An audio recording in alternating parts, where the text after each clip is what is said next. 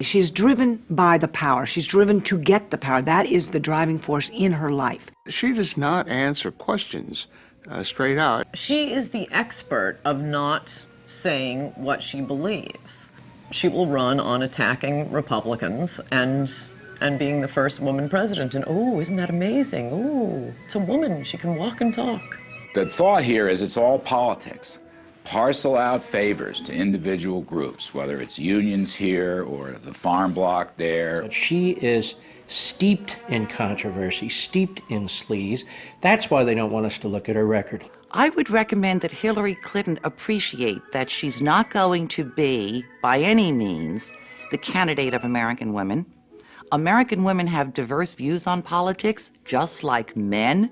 At the core of almost every one of the investigations we did for 8 years, where there were problems, and I mean major problems with the Clinton administration, she was at the core of them. It's part of the Clinton method, which is say what you need to say at any given moment and rely on the lack of memory of the American public and the support of the mainstream media to support that lack of memory. Well, the 20-year plan really is that the Clintons share power. One would be president 8 years, and one would be president another 8 years over a span of 20 years, with a little Republican in between, perhaps. So in essence, what happened is that Bill and Hillary, in their mid-20s, before they ever took their marital vows, they took their political vow. You know, a lot of people ask me, do we have to go through all these old Clinton scandals again?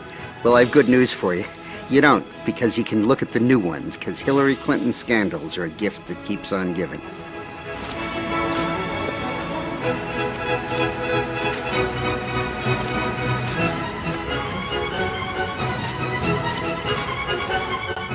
Ruthless, vindictive, Mendacious, venal, sneaky.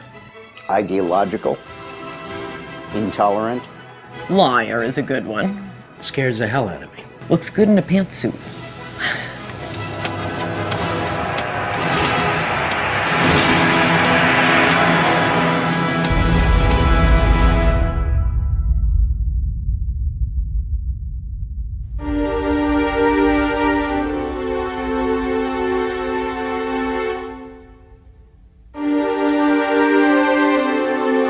I announced today that I'm forming a presidential exploratory committee. I'm not just starting a campaign, though. I'm beginning a conversation with you, with America. So let's talk, let's chat, let's start a dialogue about your ideas and mine. And while I can't visit everyone's living room, I can try. So let the conversation begin. I have a feeling it's going to be very interesting. The challenge for Hillary Clinton on the campaign trail is she has to pretend to be something she's not. She's far more liberal than she's going to want to let on. That means you have to be very controlled. You can't be too spontaneous. You're pretending to be something. And I think that's going to be a potential problem for her on a couple of grounds. It's inauthentic, and people spot that.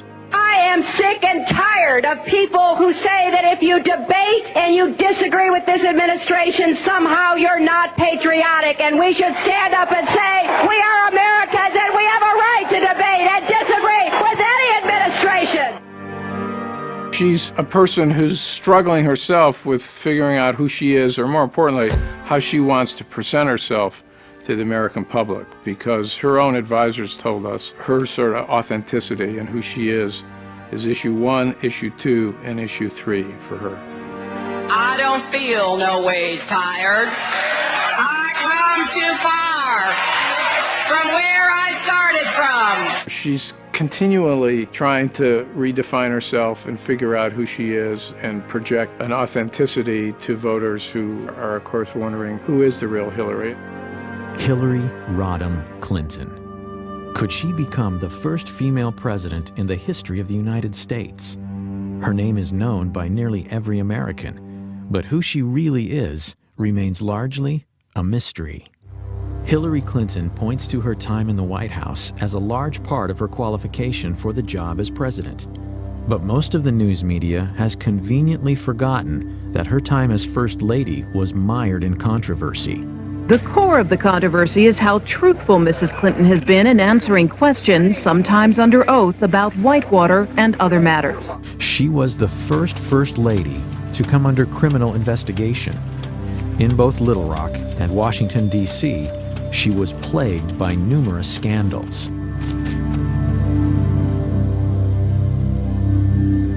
Senator Clinton has extraordinary ability to obfuscate, refuse to answer questions, avoid confrontations, and up until now has been given a pass on it. A story in the New York Times talking about why Senator Clinton voted this way, because I think some people were surprised by it. And her advisor said that she voted yes because she was moving from primary mode to general election mode. Primary mode versus general election mode? How about tell the truth mode? How about we say the same thing in the primary that we say in the general election? We know that Hillary's an insecure person. Secure people don't lie. They don't lie inveterately the way she does. What drives Hillary now is power. She very much is interested in gaining power. She considers herself to be a special person. She has a lot of arrogance, a spirit of superiority about her, and this is the driving force in her life, is to gain and acquire and maintain power. And her husband got to the top, and she saw it, she felt it, and she wants there herself. Over the past 16 years, Hillary Clinton has undoubtedly become one of the most divisive figures in America. How this makes her suited to unite the country as the next president is troubling to many. And recall Hillary speaking at a black church on Martin Luther King Day. What a coincidence. When you look at the way the House of Representatives has been run, it has been run like a plantation, and you know what I'm talking about. And you know what I'm talking about, girlfriend. That's how she's going to get to power? By accusing the Republicans of running a plantation at a black church on Martin Luther King Day? That's it? Okay. After announcing her bid for the presidency, fellow Democrats, including former Clinton confidant and Hollywood mogul David Geffen, publicly questioned Hillary's integrity and truthfulness. Such breaks within the Clinton inner circle beg the question: what is the truth about Hillary Rodham Clinton? It's a recklessness that's born of arrogance that goes back to her 1960s roots in their narcissism. They believe they are a rule unto themselves. I mean, every time Hillary's been caught in a scandal, she really did it. No one made it up. She's deceitful. She'll make up any story, lie about anything, as long as it serves her purpose of the moment. And the American people are going to catch on to it. So who is the real Hillary Clinton? Is she a brilliant trailblazer poised to make history as the first female president? Or is she ruthless, cunning, dishonest, willing to do anything for power? Because of your position or your husband's, might have given you some kind of unfavorable or, a favored advantage? There isn't any evidence that anybody gave me any favorable treatment. Yes, my question, I'd like a follow-up too. First one has to do with Susan McDougal. She said that she brought the documents of Whitewater over to you at the governor's mansion. Did you receive all the documents? And if so, what became of them? Every document that we have obtained has been turned over to the special counsel, no matter where it came from. Mrs. Clinton, can you tell us what you know about stories about shredding of Whitewater documents down in Arkansas? Nothing. At the gubernatorial mansion? Oh, that didn't happen, and I know nothing about any other such stories. You know nothing about documents relating to Whitewater ever shredded anywhere that you know about or authorized or didn't authorize? Absolutely not. When you look at all the skullduggery in the Clinton administration, all roads lead back to Hillary. It also tells us something about the character of the American media. I mean, they carry these people. A Republican with those numbers of character flaws, with that sort of behavioral problem and psychopathic psychology, could not run or be elected to dog catcher if it were a Republican. The politics of personal destruction was a phrase popularized by the Clintons in the 90s to describe the attacks by what Hillary called the vast right-wing conspiracy. But is she actually more familiar with practicing that fine art than being its victim. They have been the masters of the politics of personal destruction, and then they use the well-known trick of accusing your opponents of your own malfeasance. So they accuse conservatives of speaking honestly about the ethical shortcomings of the Clintons, while they in fact speak dishonestly about the integrity of their opponents. And that has been a bellwether, and it has done destruction to people who they've encountered. Even people in the Democratic Party will acknowledge the Clintons are particularly ruthless and particularly aggressive when it comes to campaigns. They war room. This is a military metaphor for the campaign the Clintons invented regarding instant responses, that no matter what the validity of a charge, you don't explain the charge, you don't apologize for the charge, you don't admit any error, you automatically attack the integrity or the motivations of the other side. There are any number of things in the Clintons' political history that is worth recalling before you go in to vote for, potentially for a Clinton, in this case a Hillary Clinton. And it's a small example, but a telling one. When they turned on the travel office, where you had career civil servants doing a great job providing the travel service for the president and his staff, and they wanted to get a lackey friend in, they could have fired the guy in charge, but they accused him of a crime. They tried to ruin his life in order to be able to get him out and get their lackeys in. When the Clintons moved to 1600 Pennsylvania Avenue in 1993, White House veteran Billy Dale was the director of the travel office. Dale had faithfully served 7 previous presidents, starting with John F. Kennedy in 1961.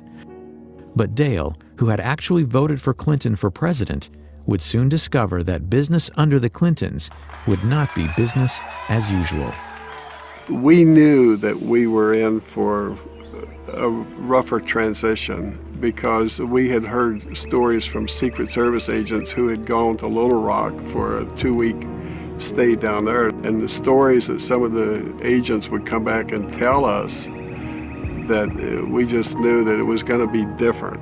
We didn't realize how different it was going to be. The new administration is free to fire anybody that they want to, but traditionally that does not happen. On the day of Clinton's inauguration, Wednesday, January 20th, 1993, Billy Dale got a call from an unknown woman indicating that Catherine Cornelius, the 24-year-old third cousin of President Clinton, would soon be working in the travel office. And I got to know who Catherine Cornelius was. She went to work in David Watkins' office, answering phones, but she never let up in her demands to take over the travel office. In the meantime, I get a telephone call from a gentleman in Ohio, and he wants to know how he can get in on some of the White House charter business. And I said, that's what I do. I arrange the charters. And he said, I know, but he says, we can make some money here. If I had made arrangements with that gentleman, I speculate that things would have been very different than as they turned out. That call was from Darnell Martins, a partner of Clinton's close friends and Hollywood producers Harry and Linda Bloodworth Thomason in a travel agency called TRM. When Congress investigated, they learned Harry Thomason had multiple conversations with First Lady Hillary Clinton about taking over the White House charters. At that time, I didn't even know who Harry Thomason was, but we have since learned that Catherine was reporting to him and he was reporting to the First Lady Hillary Clinton. As Dale says, every new president has the right to hire new travel office staff, even though no president had done so for over 30 years. But not only was Billy Dale fired, along with 6 other travel office staff members, he was also locked out of his office. But that was only the beginning. And I got accused of embezzling $14,000 that I couldn't account for because the logs were missing. At the same time, D.D. Myers is in the press room briefing the White House press corps, telling them that we were being fired for criminal misconduct and the FBI was being called in to conduct a criminal investigation. I think that they wanted to make it look like they were doing it because there was corruption over there so nobody would criticize them, because the media liked Billy Dale and the people there. Gary Aldrich was an FBI agent for 26 years, the last 5 as an agent responsible for background checks on White House staff. Recall that the FBI had conducted investigations of all of these men and had determined that they were qualified to work in the White House and that they were honest individuals. I conducted some of those investigations. Billy Dale was humiliated and was accused of serious wrongdoing to the degree that they conduct a federal grand jury investigation and an indictment of him. I had dedicated 32 years of my life to this job and served faithfully to Democrats and Republicans alike. The experience was a major event in my career because it taught me that powerful politicians can misuse law enforcement authority almost whimsically. And because it was the First Lady ordering the investigation, well then charges have to be found. That scared me. That was different from my experience in the FBI of 26 years. I thought if we have reached the level where a politician can get irritated with somebody and cause them to maybe end up in federal prison, we've got a serious problem. The White House Travel Office affair became known as Travelgate. When Dale's legal bills to defend himself were estimated to run as much as $750,000, he considered a plea deal, a fine of $69,000, and a brief jail sentence. Blanche and I had been married for 38 years at that time. I decided that I would have to sell my home. Could I ask her to give up everything that we had worked for? The plea bargain seemed just that, a bargain in order to save himself and his family from the unending ordeal. But when Dale was informed he would not be able to proclaim his innocence, he realized he couldn't bargain with the truth. In the meantime, during this year, I got a notice from the IRS that I was being audited. For the next 30 months, Dale was investigated. His son and daughter were also subpoenaed. I remember Vicki, our oldest daughter, telling her mother that if I was found guilty, and maybe we better start over. You were sent to jail for something you...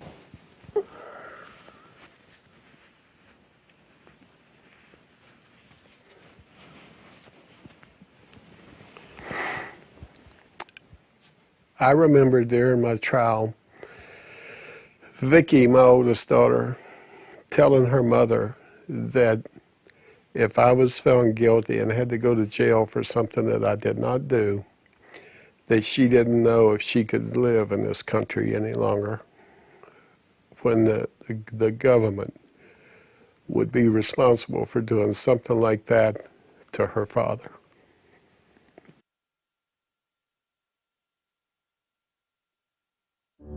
When the case went to trial in the fall of 1995, a procession of White House journalists volunteered to serve as character witnesses for Dale, including Brit Hume and Sam Donaldson. The press at the time, I think, ought to remind people that I testified at Billy Dale's trial as a character witness for him. The jury needed less than 2 hours to reach a verdict. And the jury came in and they found me not guilty on all counts. I laid my head down on the desk in front of me and cried. Ultimately, the Office of the Independent Counsel's final report on the Travel Office firings found that Mrs. Clinton's sworn testimony was factually inaccurate. Hillary Clinton was more powerful as a first lady than any first lady that had been in the White House that I knew of. That I have learned that she was involved with it more than Bill was. Bill just wiped his hands of it and just would let her handle it.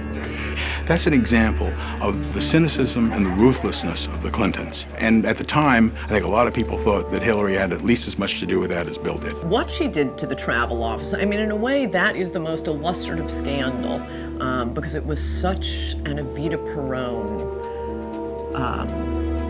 act of maliciousness toward these ordinary people. This guy running the Travel Office all these years, I'm getting them out, getting my rich Hollywood friends in. It's not even the most illegal thing they did, but it is the most contemptible thing they did.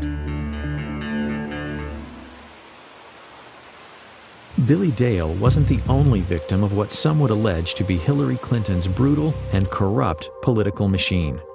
I would say the most important thing I would study is her conduct as First Lady, not as Senator. And her lack of sensitivity to civil liberties, of privacy, using the Internal Revenue Service, her hostility to opponents, her hardness, her meanness. The Clinton administration, almost from its first day, started using the IRS as a threat. I know a lot of tax lawyers, and they said the odds of someone like Paula Jones with her income being audited by the IRS is like being struck by lightning twice. Others would claim that using the IRS to harass political enemies was a Clinton White House specialty, one reminiscent of the strong arm of Richard Nixon. They're both very smart, very politically ruthless, very hardworking, great work habits. Some of them not complimentary, very cynical, willing to do things that are beyond the pale of proper conduct. Proper conduct would not include using private investigators to intimidate. Those allegations come from several women involved with Bill Clinton, including Jennifer Flowers, Elizabeth Ward Grayson, Paula Jones, and Kathleen Willey. The scare tactics, you know, being followed, being audited by the IRS, their homes broken into. I mean, where does it end? Clinton supporter and campaign worker Kathleen Willey was a White House volunteer who alleges that President Clinton sexually assaulted her during a meeting in the private study off the Oval Office in November of 1993. I kept thinking to myself, what in the hell is he doing? That's what I kept thinking, and which sounds silly at the time, but I was getting embarrassed for him. If that's just, you know, this is just not proper. You have to remember, this was at the time when there was a lot of speculation about his womanizing, and I was the loyal Democrat, and I would not allow myself to believe that that was true. I just thought it was all just rumor. Willey believes that Hillary Clinton was well aware of the tactics used by the Clinton White House to intimidate perceived enemies.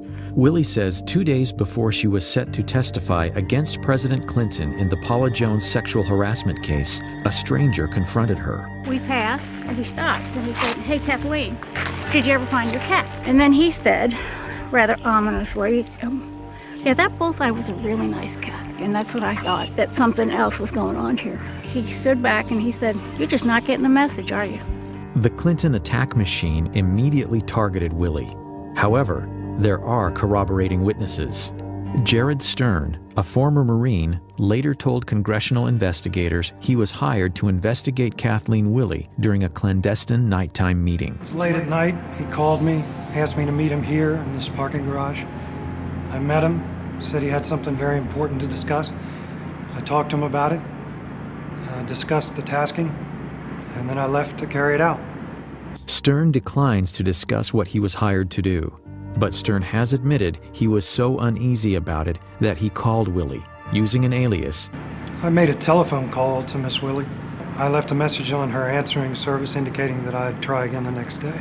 And he left a message for me saying, "Be careful, that there were people out to get me." Jared Stern is a first-hand witness to what the Clintons are doing, have done, and are doing to these women. The Clintons are a unit. They share a zeal for power and a willingness to engage in any and all threat-neutralizing strategies. Legality be damned. No one will ever say what happened to Kathleen Willey was an anomaly. That MO can be seen throughout the Clintons' political lives. It is consistent. Willey says her car was vandalized, her house broken into, and a cat's skull was left on her porch. Today, she still lives in fear.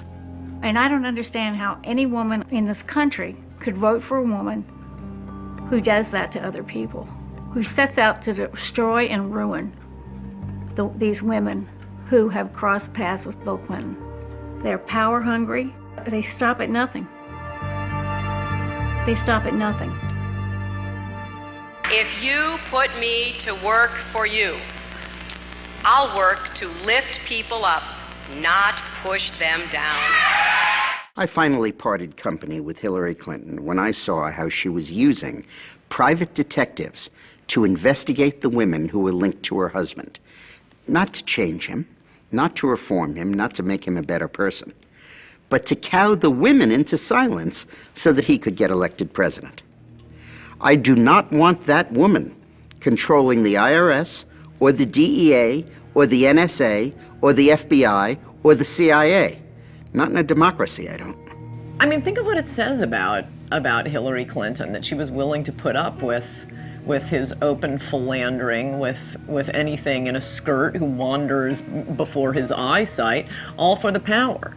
At least with Bill Clinton, he was just, good time Charlie. Hillary's got an agenda, and she's willing to put up with that to be president of the United States. She's got a to-do list when she gets to the White House.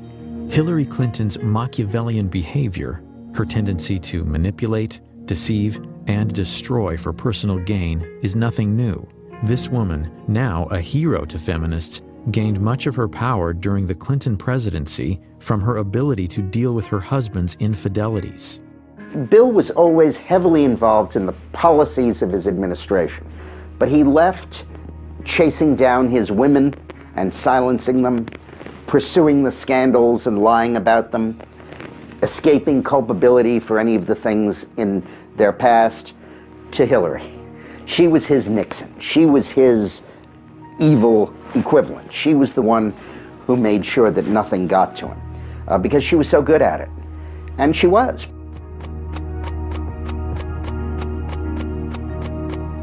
Hillary's mastery of the black arts of attack politics is often skillfully cloaked in layers of deniability. But when she needs money, as all candidates do, her imprudence bewilders even her most loyal supporters. The pattern is a familiar one. Huge amounts of money are raised from political insiders, lobbyists, and special interest groups, and questions follow. In the summer of 2007, Hillary was forced to return nearly $900,000 from fundraiser Norman Hsu, who is now under indictment for running a Ponzi scheme. During the White House years, it was the dirty money of a cast of characters that included Johnny Chung and Charlie Tree, both convicted of illegal campaign fundraising. I think it was Johnny Chung that said the White House was like a subway turnstile. You put the money in and you got in. And his tokens were very large, of course.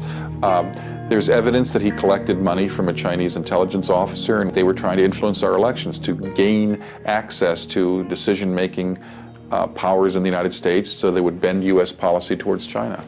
The campaign finance scandals were so extensive, 120 people either fled the country to avoid being interrogated by investigators, pled the Fifth Amendment, or otherwise avoided questions. 14 guilty pleas came out of that. This is really stunning. And it's stunning to me how the media will give her a pass and how the media pretends none of these things happen. And they accept the Hillary operatives line, which is, well, that's old news. Everybody knows about it. Let's move on. Okay, we move on. Now they're laundering money through Chinese dishwashers in Chinatown in New York. I'm a little surprised somebody in the campaign didn't flag that down and say, dishwashers, maximum contribution, or $1,000. Let's look into that a little bit. The Los Angeles Times looked into it and found that they couldn't find something like a third of these Chinatown contributors, and that they found other people who said they had no idea that they had made contributions. It looks like a clear case that somebody committed fundraising law violations, and the Clinton campaign at the least did not do due diligence to try and track that down.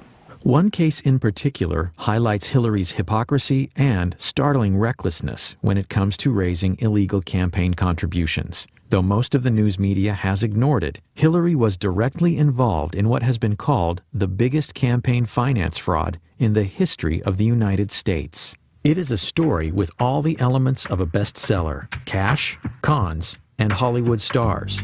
And it was all caught on tape.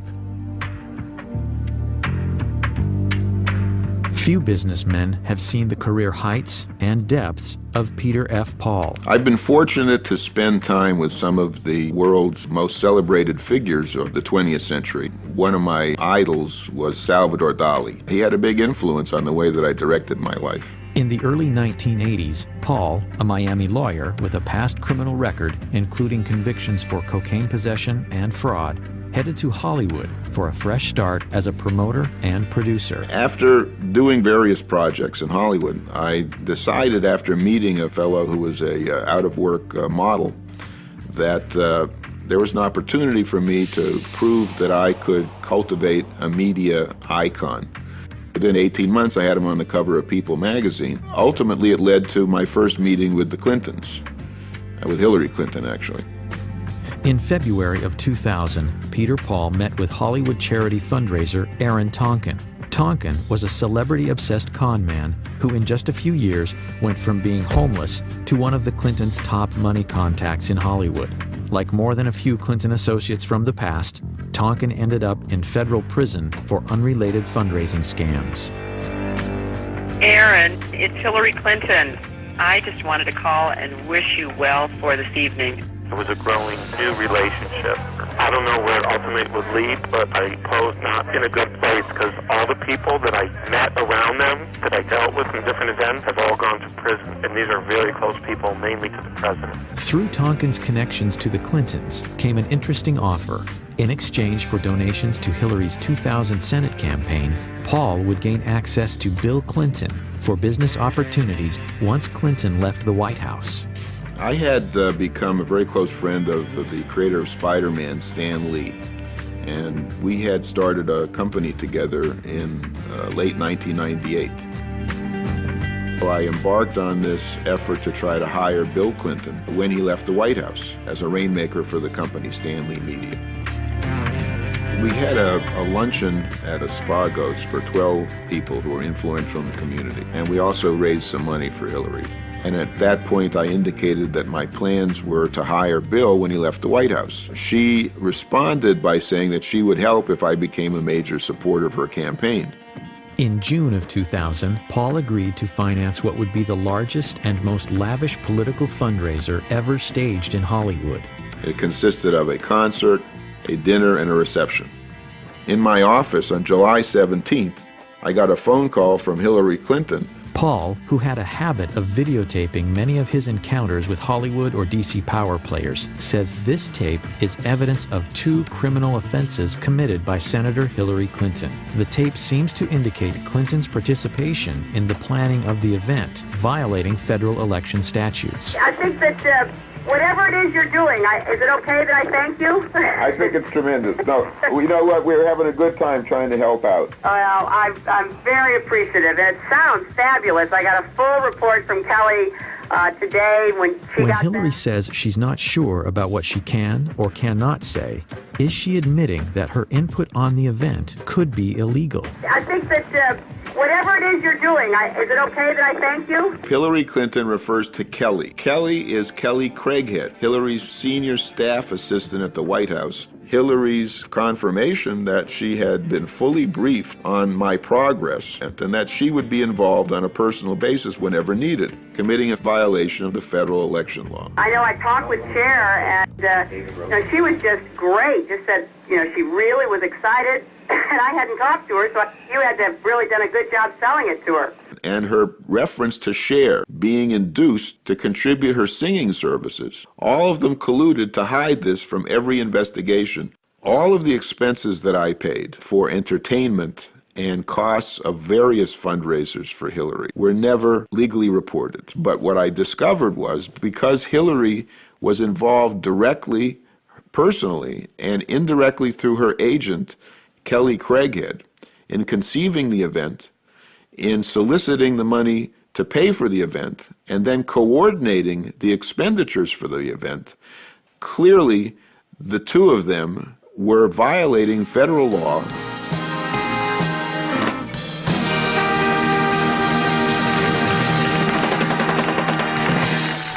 Ladies and gentlemen, the chairman of Stan Lee Media, Stan Lee. I just want to welcome you all to the Hollywood salute to President William Jefferson Clinton. It was the biggest event ever produced in Hollywood for a president. Muhammad Ali, John Travolta, Brad Pitt, Shirley MacLaine, the Steenburgens, Gregory Peck, Cher, Diana Ross, Patti LaBelle, Toni Braxton, Melissa Etheridge, Sugar Ray, Michael Bolton, Paul Anka. We had over 100 stars. The entire leadership of the Democratic Party was there, and it was a magical evening. But just 2 days later, the magic was gone. The Monday after the event, I got a phone call from Ed Rendell telling me that the Washington Post was asking questions. The position that Hillary Clinton would take was that she hardly knew me and that I didn't give any money, and that if I was smart in order to maintain my deal, that I would go along with that. The Washington Post bombshell questioned Hillary's decision to associate with Paul, given his criminal past. The Clinton camp implied they weren't aware of it. I had been vetted 6 times, my house had been prepared for a presidential sleepover, and the president allowed me to put my name on 25,000 invitations. It's impossible to think that they didn't know that I had federal convictions, which anybody that uses the internet can find within 4 clicks. Peter Paul was basically paying for the entire event, and he was held at arm's length. He wasn't invited to the White House, and they did not really want to interact with him. And it never really dawned on me, because I really didn't understand those part of politics, how it works, that they do a vetting process. Amazingly, the Clintons continued to solicit money from Paul, even after publicly distancing themselves from their newfound friend.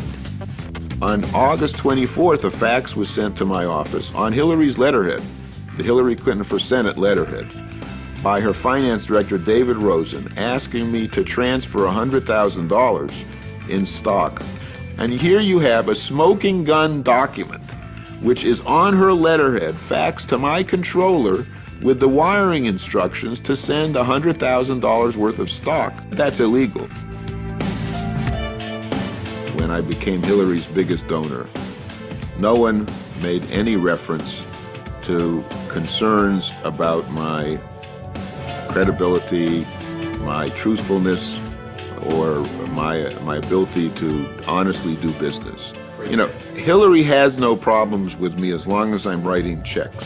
From there, the Paul case takes twists and turns no screenwriter could imagine. Stan Lee Media collapses. Paul is indicted on 2 felonies in connection with trading of Stan Lee Media stock. He's arrested in Brazil by Interpol and languishes 2.5 years in a Brazilian hellhole of a prison awaiting extradition. She's never called me a liar, and she's never said that my allegations are false. What she has sworn to is that she can't remember some conversations that we had in detail. I'm not asking anybody to like me or to trust me or even to believe me. I'm asking people to look at the record that is undisputed and to come to their own conclusions regarding the suitability of Hillary Clinton to acquire the highest office in this country. June 9, 2000, did you discuss with Hillary Clinton supporting her campaign in exchange for President Clinton helping you in your business concerns? Yes.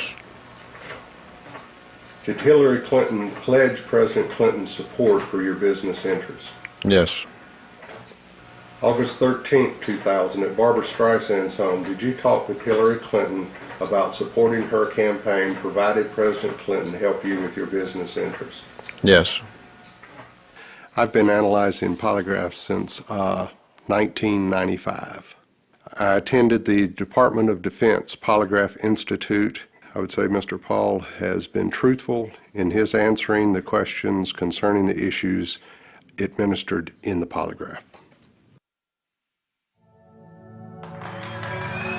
It was the most lavish affair of all.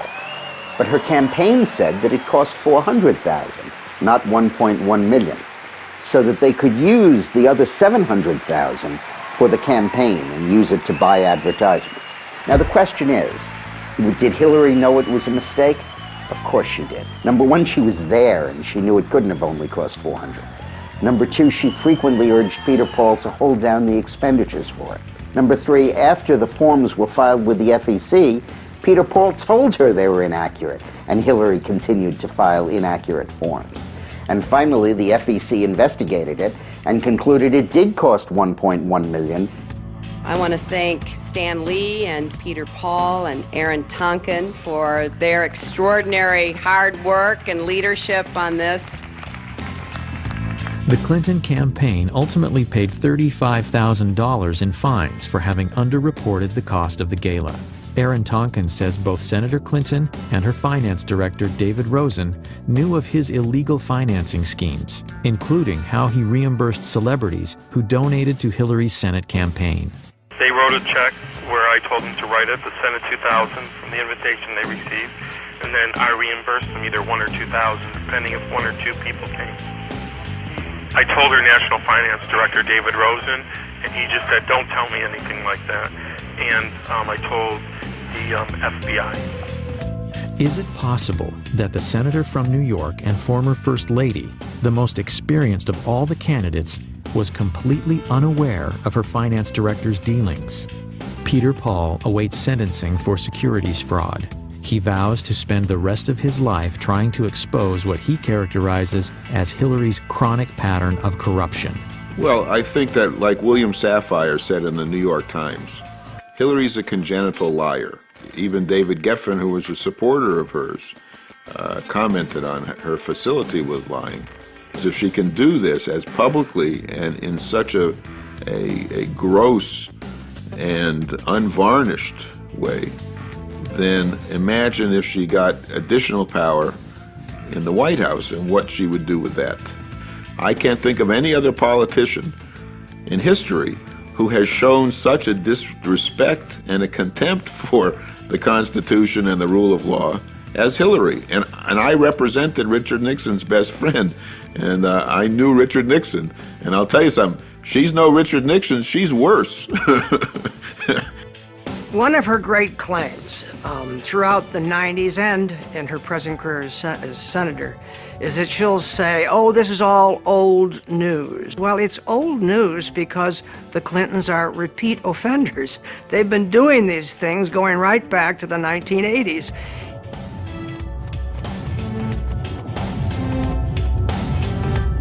As a senator, Hillary Clinton has basically done nothing of note. She's not been a leader in national security. She's not been a leader on economic issues. She's not been a leader on anything.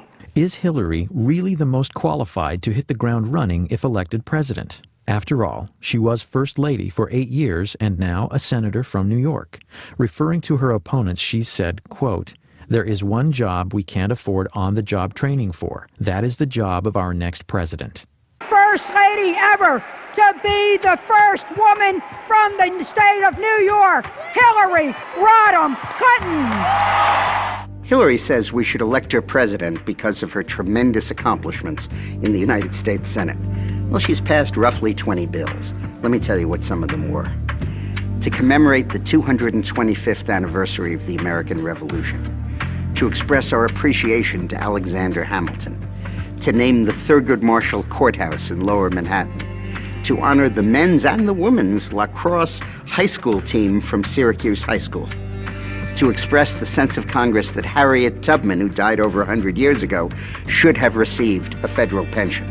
But is that the legislative gravitas and qualifications on which to elect a president of the United States? Is she kidding? During her Senate campaign, Hillary promised to create 200,000 jobs, largely to benefit economically depressed upstate New York. And if you help me get elected, I'll work day and night to put this plan in effect for the people and children of New York.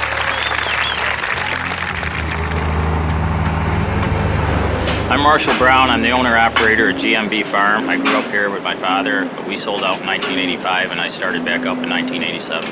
I milked cows every day of my life for 20 years.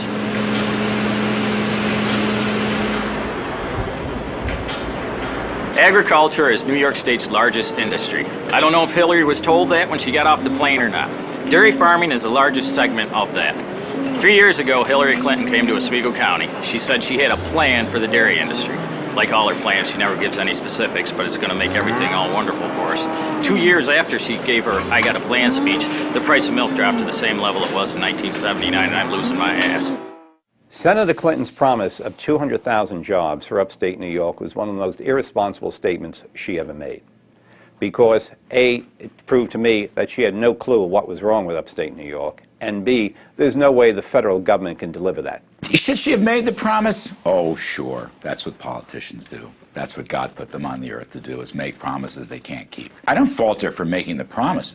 I fault her for making bad votes in the Senate against the very tax cuts that would have helped the state of New York. No, the Bush tax cuts were the only hope upstate New York had of competing, and if New York State wasn't so burdened by heavy taxes, heavy unionism, heavy regulatory red tape, upstate New York would be doing dramatically better. Because I do have a plan. I have an economic plan for upstate New York to try to make sure that we keep our young people here, that they can have jobs in this area, they can stay and raise their children. Between 2000 and 2006, over 1 million New Yorkers moved out of the state for economic or financial reasons. Today, in the upstate town of Clinton, New York, many of Hillary's constituents aren't pleased with their senator. Well, we certainly would like more support from her in this area. I think every business would like to see more economic support. I think that she's just a typical politician. Whatever the surveys show she should be doing, she's doing. She tends to spend most of her time downstate. That's where the votes are primarily, and sometimes we feel forgotten up here. She cares more about her consumers, her food stamps, her welfare programs than she does the American farmer that's producing the food.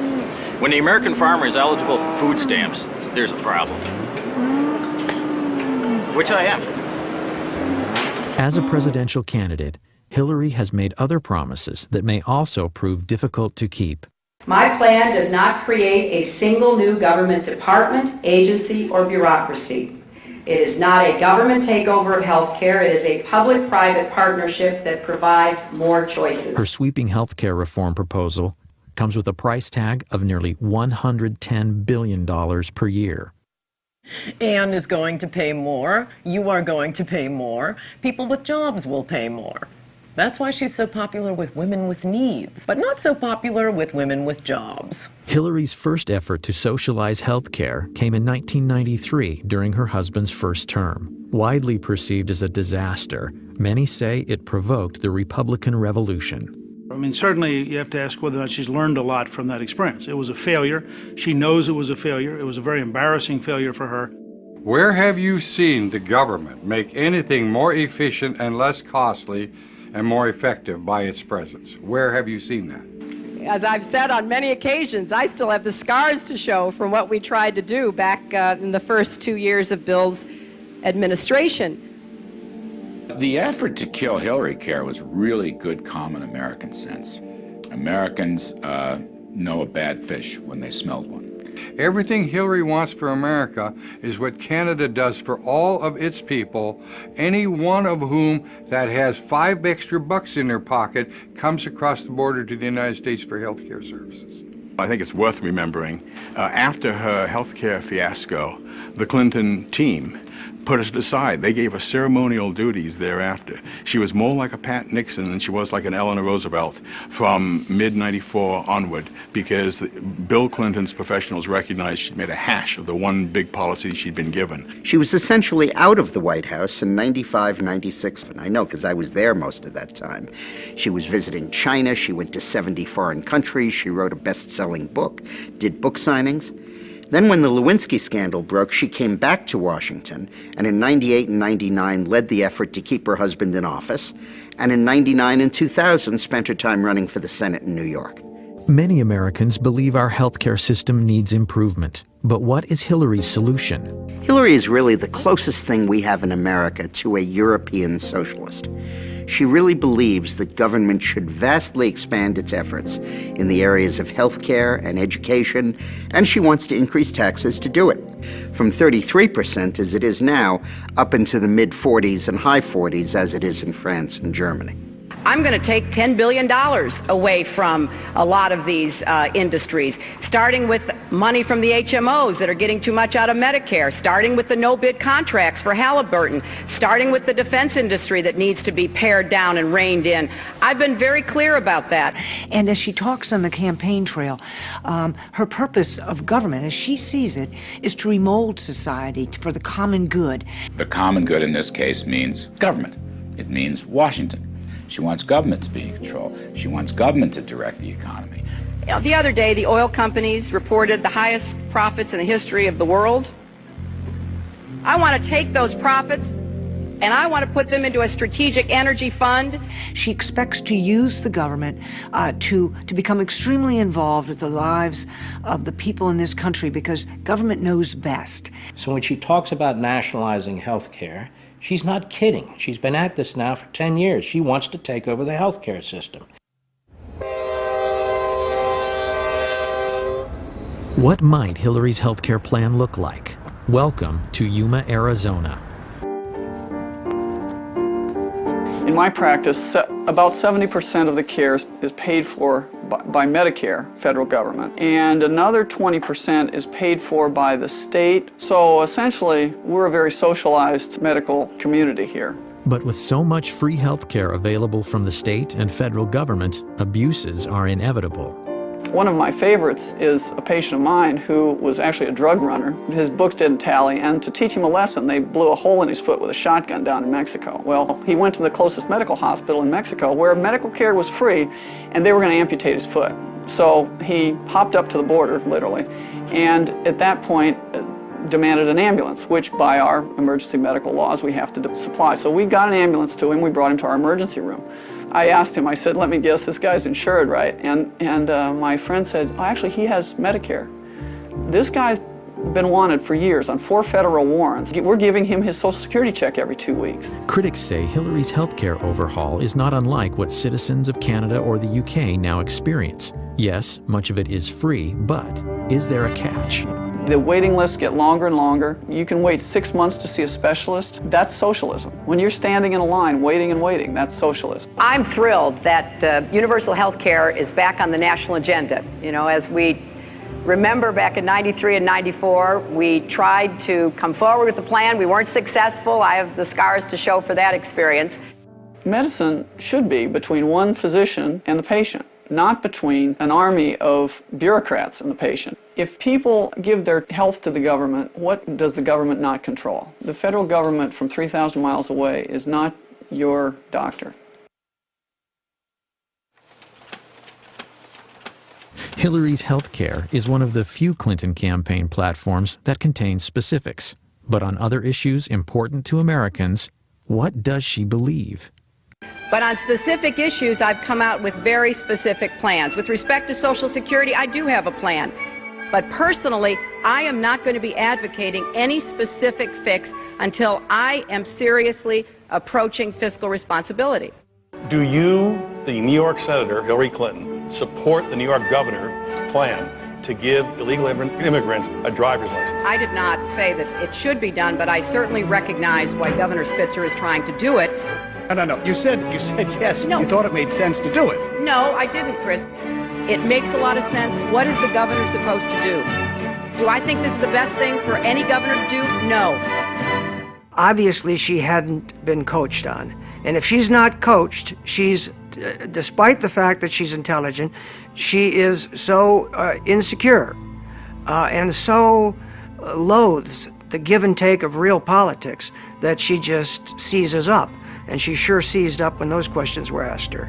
You know, finally, for the first time, everyone talks about, well, Hillary talks about how, oh, they were so mean to her, they were so mean to her. All that happened in that debate was that, I think it was Tim Russert in that debate, engaged in the old journalistic practice of the follow-up question. That's all it took, and, you know, all hell breaks loose because Hillary's asked to actually tell us what your position is. You know, it raises the question, can you withstand the criticism in the way that any president has to? Because there's going to be a lot of it for any president at any time, even the most propitious times. And if you're going to whine about people complaining about you, that doesn't suggest presidential stature or character. I can support the president. I can support an action against Saddam Hussein because I think it's in the long-term interests of our national security. If I had been president in 2003, I never would have started this war. And if it is still going on when I am president in 2009, I will end it. I was one who supported giving President Bush the authority, if necessary, to use force against Saddam Hussein. I believe that that was the right vote. If I had been president in October of 2002, I would have never asked for authority to divert our attention from Afghanistan to Iraq, and I certainly would never have started this war. So it is with conviction that I support this resolution as being in the best interests of our nation, and it is a vote that says clearly to Saddam Hussein, this is your last chance. Disarm or be disarmed. I stand for ending the war in Iraq, bringing our troops home. We're going to have troops remaining there guarding our embassy. We may have a continuing training mission, and we may have a mission against al-Qaeda in Iraq. There's one Hillary who says, I'm going to bring the troops home right away when I'm elected president. Another Hillary who says, I'm going to keep troops in Iraq indefinitely. One of these two women is lying.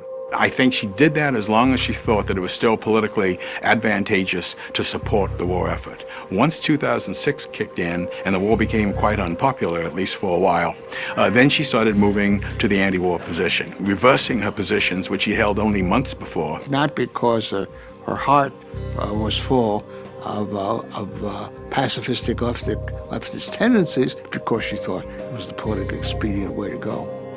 Flip-flopping on a driver's license is one thing, but words do matter, particularly when they impact the lives of our soldiers and their families. He loved being a Marine. He looked me square in the eye and he just said to me, he said, Dad,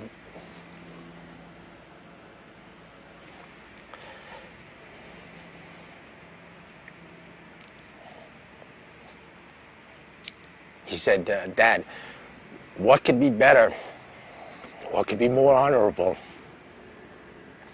than to serve your country? It was at that point where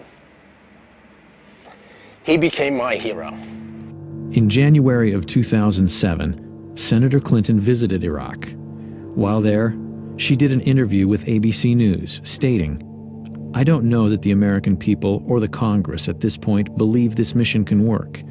And in the absence of a commitment that is backed up by actions from the Iraqi government, why should we believe it? Because I was in Baghdad at that time, and we talked about that. I'm thinking, what the heck goes through the minds of our military that are out on those front lines, the Ramadi, the Fallujahs, out walking the streets of Baghdad, Hadifas, and throughout Iraq, putting their life on the line every single day and hearing something like that. It's just so demoralizing. Robert Buzz Patterson served as the president's senior military aide in the Clinton White House. Distinguished service in the Air Force, including combat missions, and his regular interaction with the First Lady gave him unique insight about the potential future commander-in-chief. They see that when Mrs. Clinton says something stupid about the war, or Harry Reid says the war is lost, or Dick Durbin calls them war criminals, that is played immediately on Al Jazeera and Al Arabiya overseas. That does nothing to support the troops. All it does is embolden the enemy to believe if they can hang out a little bit longer, they win. It's very hard to believe her because you don't know what the next day she's going to say, and it's terrible. Everybody from a four-star general to a private understands what it means to be a leader, what it means to have moral backbone and discipline and integrity. And the military saw none of that during the 1990s and does not see that any of those attributes in Mrs. Clinton today. If we do pull out and we do not complete this mission, my son's sacrifice would have been in vain, along with the other fallen heroes. If a legislator does not like the war and decides enough already with this war, then cut off the money. They're entitled to do that. But above all, it's not up to a legislator to try to outguess military strategists. That's not their job. So you say again, okay, well, she's flipping, she's flopping. No, she's not flipping and flopping. She is lying. She will not take responsibility for calling and asking our good, brave soldiers to put their life on the line. She will not take responsibility. Every Democratic candidate, they all want to just get out of Iraq, just whatever it takes. When the fact of the matter is that you can't have good security in Iraq until you've dealt with, at a minimum, Syria and Iran, because they're the ones who are arming, training, and running a lot of these terrorists. The war on terror isn't the only issue where Hillary is trying to have it both ways. When it's politically expedient, Hillary campaigns on her husband's presidency. But when the polls say otherwise, she abandons their record. But she can't be as selective in terms of, cherry picking and making determinations that she's now suddenly the face of foreign policy, that she, shaped economic policy, except for the stuff that didn't work out, in which case that was somebody else's problem or somebody else's fault. Ladies and gentlemen, you have just heard a stunning illustration of my real campaign slogan. Buy one, get one free. This is as much about Bill Clinton as it is Hillary Clinton. I mean, for purposes of this election, it's one and the same. Buzz Patterson carried the nuclear football for President Clinton. While serving in the Clinton White House, he learned firsthand about the former First Lady's qualifications. When she was moving around the White House hallways and corridors, the edict was for us to avoid eye contact with her so as to preclude her from making exchanges like good morning, good afternoon, and therefore those of us that worked in and around herself and her husband would oftentimes dive into open office ways or doorways to avoid her stare. Well, I saw her vent on her husband many, many times. In one particular situation, we were at a fundraiser. As we entered the elevator to go to the top floor of this hotel, Mrs. Clinton lit into her husband with every profane four-letter word you've ever heard in your life, and as a military guy, I've heard them all. Anger really took me by surprise, how vicious it was and how profane it was, and then of course, we got to the top floor of the elevator, of the hotel, and the elevator opened. They were holding hands and smiling and waving like they could turn it on and off in a heartbeat.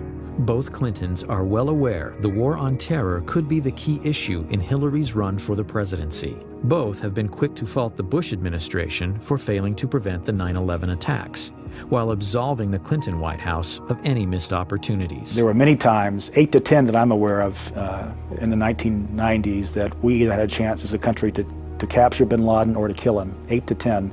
And every time we had a viable opportunity, Clinton chose not to pull the trigger. And I'm certain that if my husband and his national security team had been shown a classified report entitled Bin Laden Determined to Attack Inside the United States, he would have taken it more seriously than history suggests it was taken by our current president and his national security team. Patterson says that's laughable. He says President Clinton was briefed by multiple U.S. intelligence agencies of al-Qaeda plans to attack the United States. We knew about the potential. Nick specifically pointed to the possibility of using hijacked airliners into the Pentagon, CIA headquarters, and it also talked about New York City.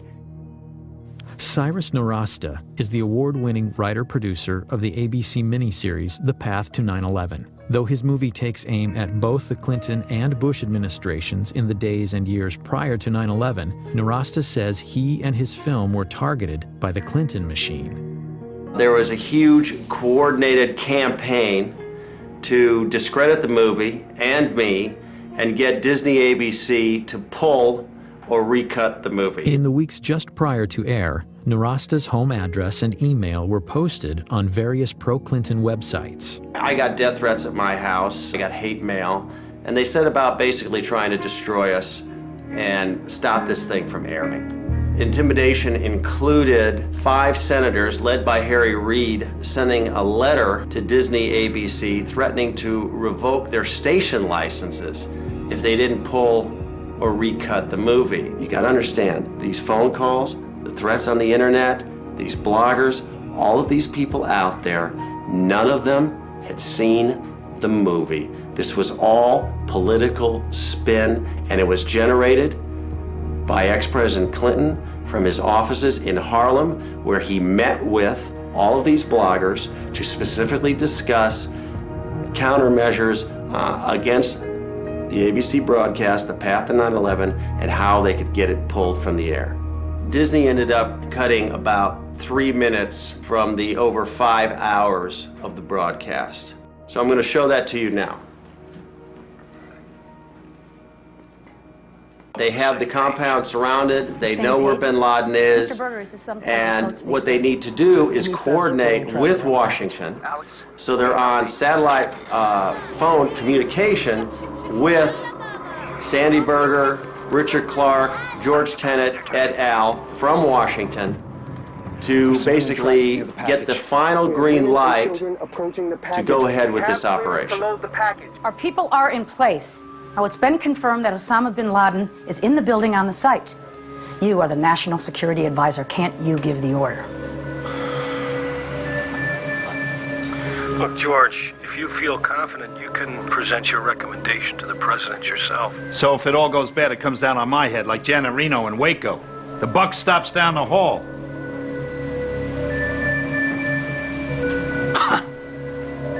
Mr. Berger, sir.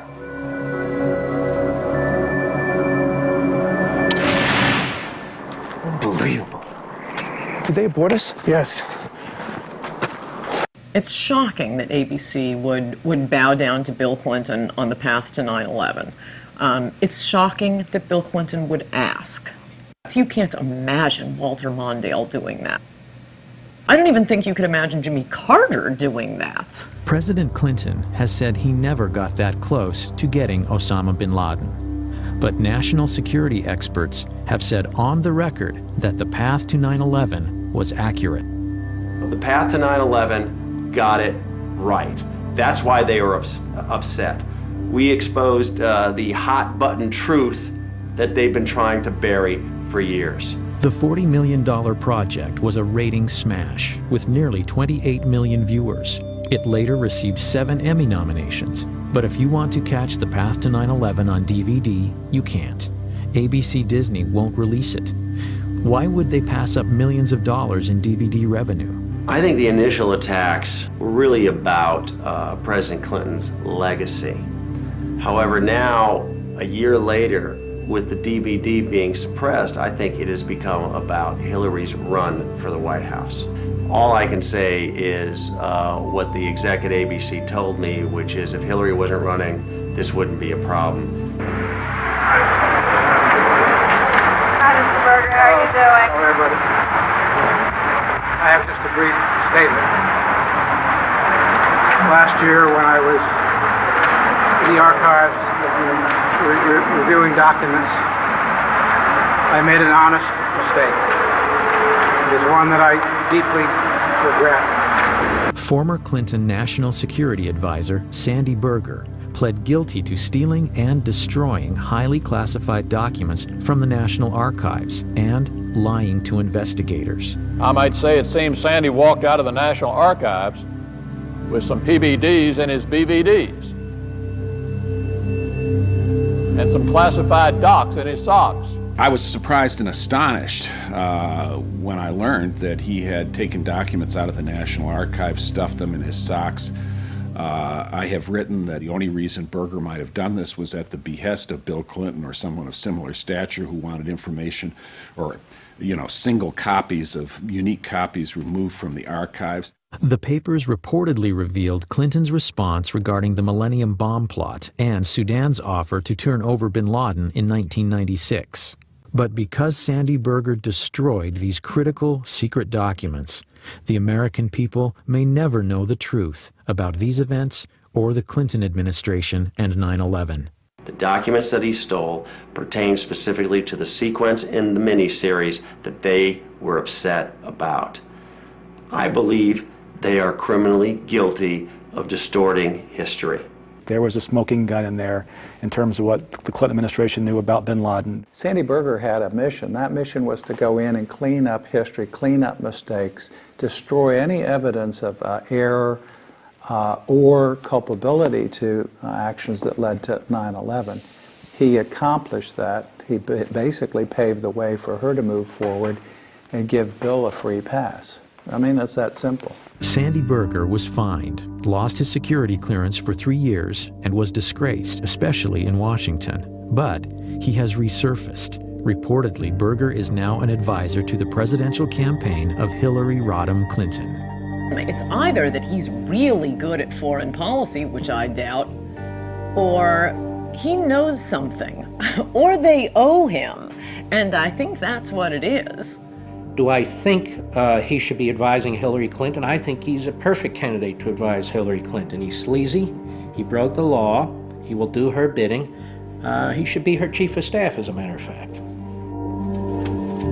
Hillary is tough on terror as long as it's popular. But once again, the real Hillary Clinton remains a mystery. We went through all the speeches that were posted on her website, some 200 of them, and there's no speech that's about counterterrorism or talks about the threat to the homeland. Whatever Mrs. Clinton took away from the 9/11 experience is now slipping away. Or perhaps she never meant it in the first place. But as far as I know, Senator Clinton simply has not wanted to discuss with clarity and certainly with the kind of authority you would expect from a now senior member of the Senate Armed Services Committee, that we are at war with a totalitarian ideology. I'd like to see a president in either party who is going to be honest about the nature of the danger and willing to stand up and say this is what needs to be done, even if it's not popular at the moment. She doesn't seem to have any instinct to be able to do that, whatever her high intelligence might be. Who is the real Hillary Clinton? Clinton scholars and writers hoping for an answer were shocked to learn that, despite Freedom of Information Act stipulations, after 3 years, the Clinton Library has only released 0.5% of its records. This is the mentality of a tyranny, and yet the media treats this as if it's no big deal. It is a very, very big deal. We paid for those documents at that library. Much of our money goes into that library. It's a federally run operation. The Clinton Library is known locally as Little Rock's Fort Knox. Nearly 2 million pages of records covering Hillary's years in the White House are locked away, clouding her role in policymaking. Over 300 Freedom of Information Act requests are pending. Well, that's not my decision to make, and I don't believe that any president or first lady ever has, but certainly we'll move as quickly as our circumstances and the processes of the National Archives permits.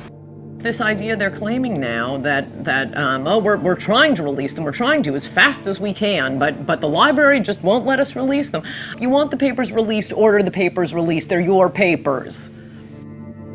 A tendency of this administration, from the top all the way to the bottom, is to withhold information, to resist legitimate requests for information, to refuse to be forthcoming about information that is of significance and relevant to the job that all of you do and the interests of the American people. I think the American people have a right to as much of the public record as possible about Hillary Clinton.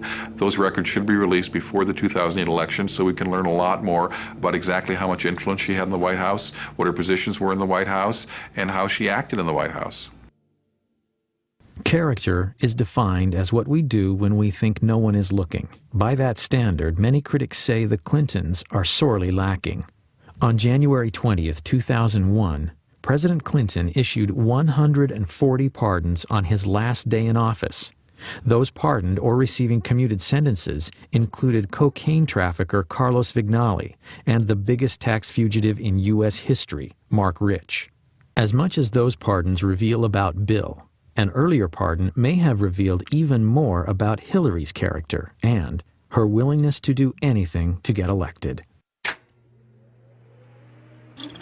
I remember the first Met game my dad took me to, and we were sitting at the very top of Shea Stadium. It was probably 1971. It was just a beautiful day out with my dad. You know, he loved the Mets, he loved his sports. That's one thing that I'll never forget, is sort of being in the car with him and being at the game with him, just enjoying his presence. It was an idyllic childhood, to be honest with you. I couldn't have asked for a better childhood up until I was 9. My dad was a very decent, honest family man. As a matter of fact, on that day, January 24th, he was looking forward to coming home that Friday, celebrating my brother's 11th and my 9th birthdays. It was going to be a big family event for us.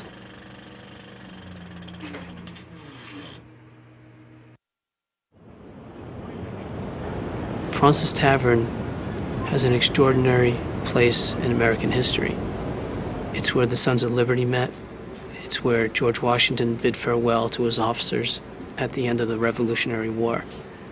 And it's also the place where Frank Connor, my father, was murdered in 1975. On January 24th, 1975, I was working as surveillance on the west side of Manhattan, and the sirens started to go off. Just an endless stream of fire trucks, police vehicles going down to the southern end of Manhattan. A short time later, turning on a radio, easy to find out that there had been a bombing at Fraunces Tavern. Nobody dreamt that this was a daytime bombing of a restaurant in New York City in the United States of America, because it simply was not the sort of thing that happened in America. The senseless bombing had been perpetrated by what was arguably the most active terrorist organization in U.S. history, the FALN. But in 1975, the FALN was a newly formed, previously unheard of organization that through deadly violence advocated complete independence for Puerto Rico. I kept hoping and thinking that maybe he's under rubble trying to get through and there's a mistake. It really didn't happen, that he was okay. My mom says now that all she wanted to do was run. She wanted to run out the door and keep running. I remember I was a little tiny 9-year-old, and I was one of the guys that picked me up, and I was sort of punching him in the back, not knowing how to react to something like that.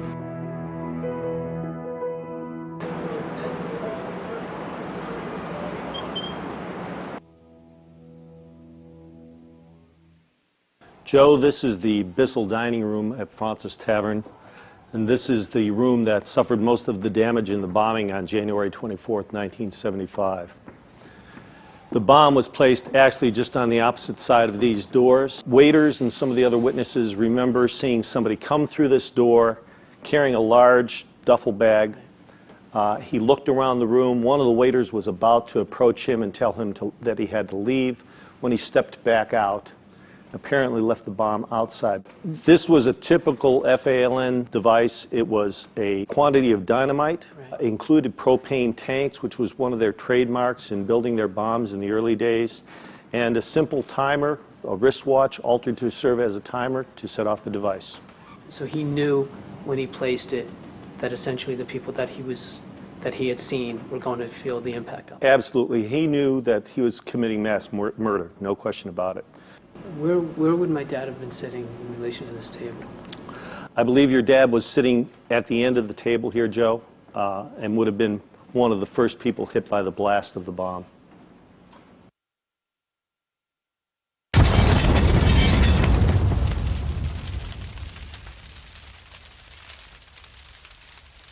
Joe, the bomb being just outside this door here, when it functioned, much of the blast came, of course, through into this room, knocking down this door, and that shock wave would have taken everything in the room and just made missiles out of it. So you have victims that have pieces of glassware, pieces of silverware pushed into their bodies as a result of the blast.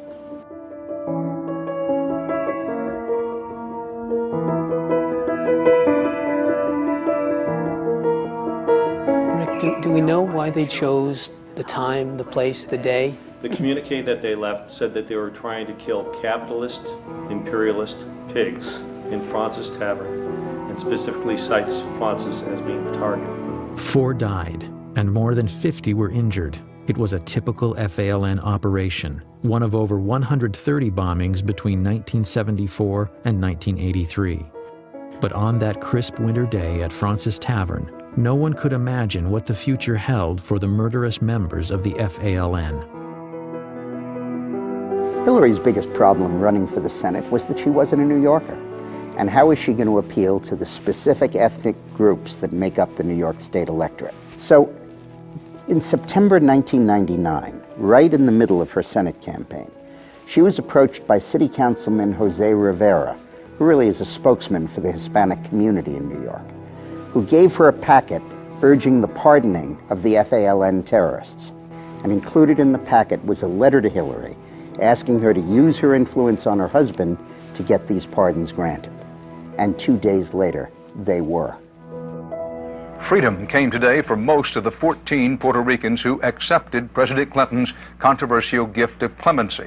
11 of them, who describe themselves as nationalists, some others describe them as terrorists, were released from federal prisons around the country.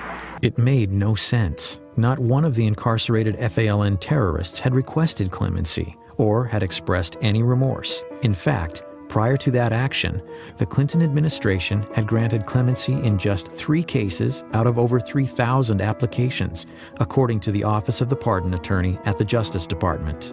It was putting a political agenda of the Clintons above my father's life. Sandy Berger appeared on television a day or two after the pardons were granted, or after the clemency was granted, and stated that these people were not personally involved in violence. That's simply not the fact. In this case, these people were convicted of planting 36 bombs in Chicago. If that's nonviolence, then Mr. Berger's dictionary is a little bit different than mine is. The Department of Justice received a memo from the FBI saying that under no circumstances should these people be released. The President of the United States, who had access to all this information, ignored the facts of the matter. You have to ask yourself, who benefited from this besides the terrorists themselves? It's my view that have concluded the only other person that could have benefited from this was Hillary Clinton. The Senate, on a 95-2 vote, later denounced President Clinton's FALN clemency. Candidate Clinton claims she is the most experienced. Her husband claimed she was intimately involved in his administration, and yet Hillary said publicly she had, quote, no involvement in or prior knowledge of the decision. Obviously she knew about it. Obviously she asked Bill to do the pardons.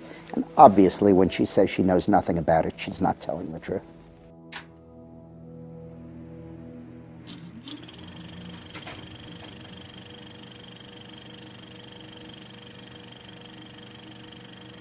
How dare they?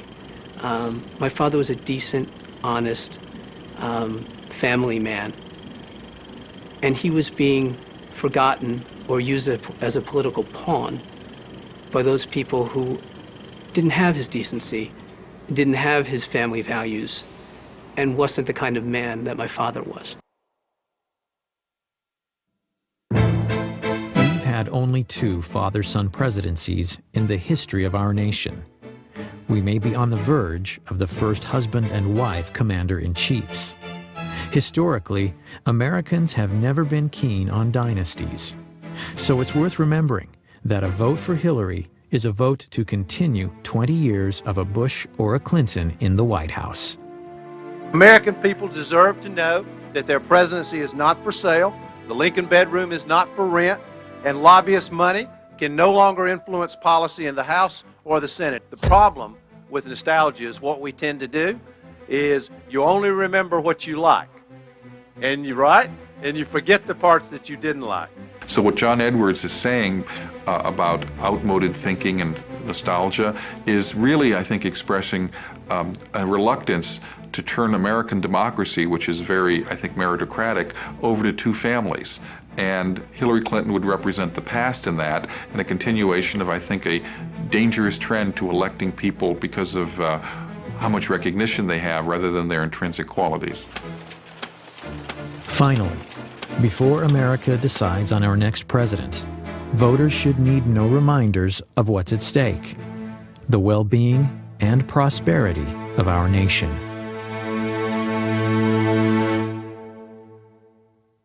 We uncovered a radio show that Eleanor Roosevelt, her heroine, did in 1934. Eleanor Roosevelt was asked during the show, when will a woman become president? Her answer, when a majority of the American people have trust and confidence in the integrity of her. And that's the challenge that Hillary faces. It's been said, and I agree with it, that this is the most personal political choice that Americans make. We're very interested in their personality traits, their person that they could trust, that they would like. That's where I think Hillary Clinton as a candidate has great defects.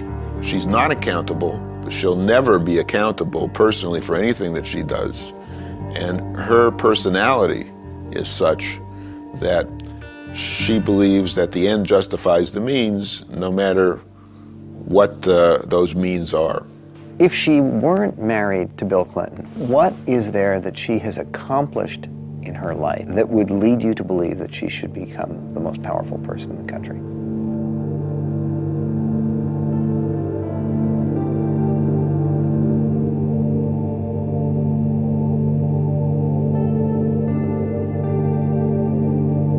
Which candidate is most likely to be able to be successful in protecting us from the threat from radical Islam? That is the central crisis of our time. If she reverts to form, Hillary Clinton will likely be in the future what she has been in the past, which is a person, a woman, a politician of the left. And I don't think that's going to be good for the security of the United States. She can't favor English as the official language of government, has said she can't favor it. 85% of the American people favor English as the official language of government. I think there are a number of big issues where you'd have a very clear contrast. She favors liberal judges. 91% of the American people favor the right to say one nation under God.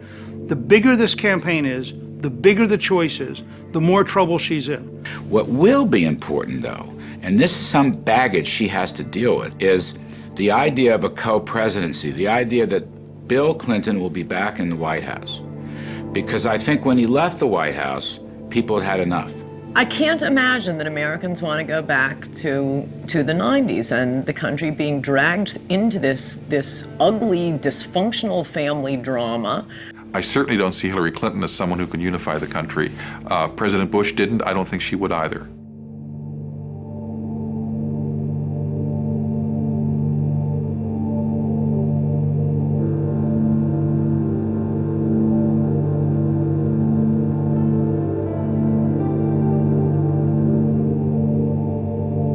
I think that we're at a very critical time in this country that requires leadership. And I can tell you, beyond a shadow of a doubt, that Hillary Clinton I know is not equipped, not qualified to be our commander-in-chief.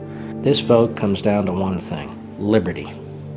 Do you believe in liberty or don't you? Economic liberty, free speech, protecting our borders, protecting our country from terrorism. The issue is liberty. You know, on January 20th, 2009, someone will stand on the steps of the Capitol and raise his or her hand to take the oath of office